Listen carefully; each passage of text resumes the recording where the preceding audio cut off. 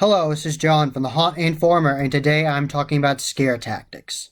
So with a haunted hayride, there are lots of different scare techniques, and one that's very popular is called hitting the boards, and that's actually a term with the haunt industry with haunted hayrides. So hitting the boards is when you actually, if you're a scare actor, you jump on those boards on the side of the wagon and jump on the side and look at people and scare them and growl at them and talk to them and do different kinds of skit lines. And there's that aspect to a haunted hayride, and then those same actors can then jump over people or actually crawl between people, or they'll get on the back with the steps and then crawl through or walk past people and all kinds of great stuff.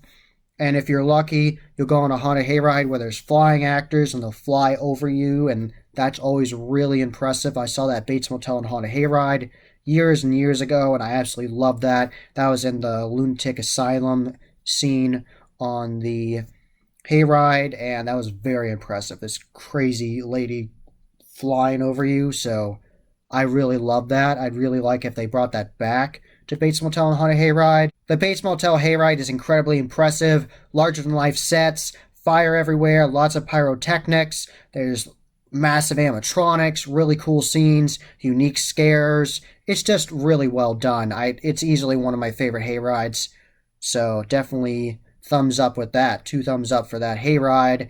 And I might actually end up going to Bates Motel again this year because they've done lots of changes since I've been there. And it'd be exciting to see what changes they do for 2022, since this will be the first year where they actually have the wagons again. You can also have effects that actually are not done by scare actors that will scare people. You can have animatronics come down from the ceiling. You can have animatronics come down the sides and hit the sides of the wagon. And you can have like CO2 effects spraying on you. You can have the scare with the actimatronics from Gore Galore, those massive heads, and the characters in those massive heads, like a massive alligator or a massive snake. You can have those. You can have an actor operate that and have it come at the wagon. That'd be really impressive. I've seen that very effectively used at Field Screams with their greenhouse, the Serpent Falls greenhouse, and I've seen it in other attractions as well. They had one at Night of Terror on their hayride. That was really cool. On to the classic haunted house.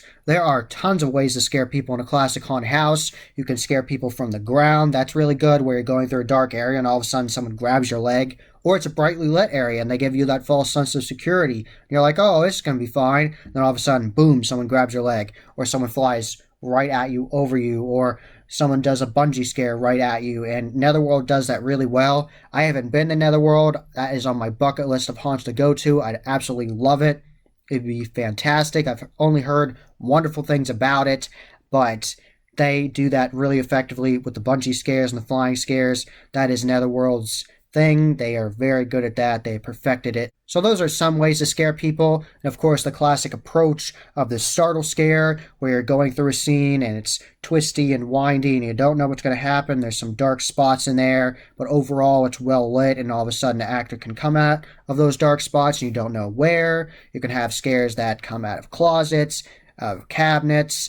You can have a scare from above where it's an actor just on a higher platform and they can just reach down at you. And there's just so much you can do. You can just do a scare from behind.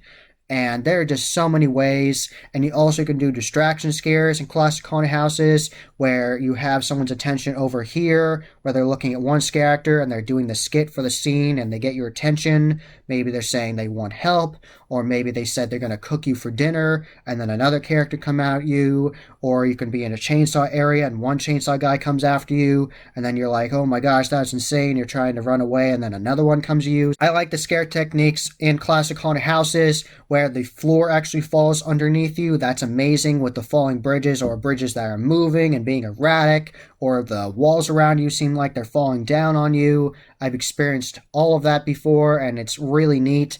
And I also really like claustrophobia bags.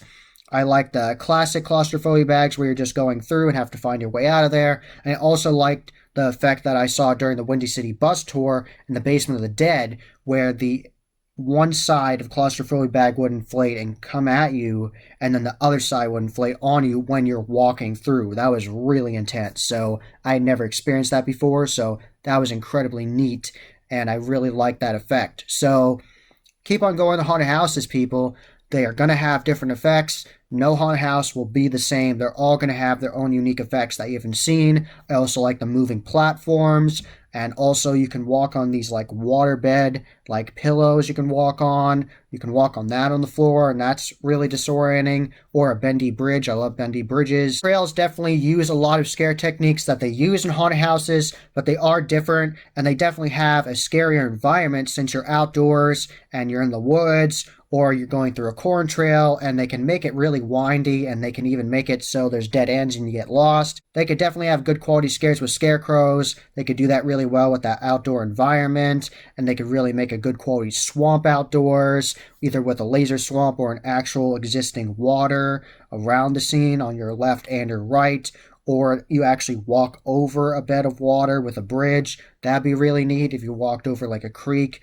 That would be really nice. I know that the Terror Trail at Kim's Crypt Haunted Mill has that. You actually go over bridges, over their little creek there, and I would really love to go on that. I have not been able to experience the Terror Trail yet. The one night I went last year, it was rained out.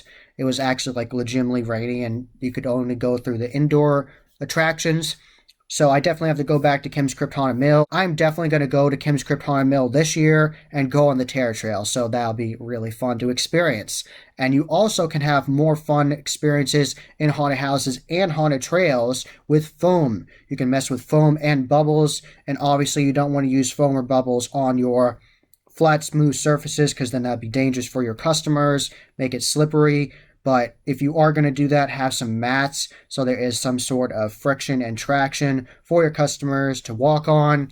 But I definitely recommend using bubbles and things like that in a carnival environment with your outdoor trails. I always really love a good quality pumpkin forest. The Pumpkin Hill at Reaper's Revenge on Not Haunted Hayride, absolutely wonderful. It's just absolutely beautiful the way they have that set up, and it's just so well done. 2 thumbs up, A+ to that scene. It's one of my favorite scenes I've seen on Haunted Hayride ever. So, and that's really unique. I really like that scene. So, not only can you have good quality scares on Haunted Hayrides and trails and haunted houses, you also can have those just wow moments. You're like, oh my gosh, that's just amazing. And that also can be a distraction scare in itself because you get people so enamored and just loving a scene like a pumpkin forest, for example, whether it's indoors or outdoors, and they're so entranced by that, and then a crazy scarecrow could come at you, or a pumpkin monster. Or you could even have a pumpkin creature come from above the wagon of the Haunted Hayride and come down at you. So many different options, and obviously you could use crows as well, or raven characters if you wanted to as well on Haunted Trail or on Haunted Hayride where you feel like they're going to come at you, and that could work with the flying aspect as well. You could have flying ravens or crow characters. So many great effects. You can also have scares that go above you that are not with actors. You can just have props. At Reaper's Revenge, there definitely are Reapers that fly over you. So I really like that. I really appreciate it whether it's an actor or it's a prop. I think it's really neat. Obviously, it's scarier when it's an actual person coming at you, but it still is really neat when something just all of a sudden goes past you. You're like, wait, was there something there? And I also really like it when things either fall down at the wagon, whether it's like a falling prop of like a dead pig or a dead body, or they actually have like water effects falling down on you. That's a startle scare when it's like falling blood. That's really unique, and I really like that. Strobe lights are really effective for indoor haunted attractions or your indoor areas of your haunted trail or your enclosed areas for your haunted hayride. Those can be really effective and mess with people, especially if a chainsaw area or a checkered area, you really get disoriented. You're like, whoa, where are they coming from? So I really like it when I see that at haunted attractions. And that checkered scene, man, checkered scenes and haunted attractions are so much fun, and they're incredibly disorienting. So I really got messed up in the Frightmare Asylum at Field of Screams recently. During the Halfway to Halloween event, there's a crazy checker guy in there. He was going absolutely insane. Shout out to Ben. So that was really intense. So definitely shout out to all the scare actors out there. That was the Haunt Informer. I hope you enjoyed. Subscribe and hit that bell icon so you get a notification every single time I put up a new video. Give this video a thumbs up and share it with your friends. And I am on social media. I'm on Instagram, Facebook, and Twitter. You can find all those links in the description below. And as always, happy hauntings.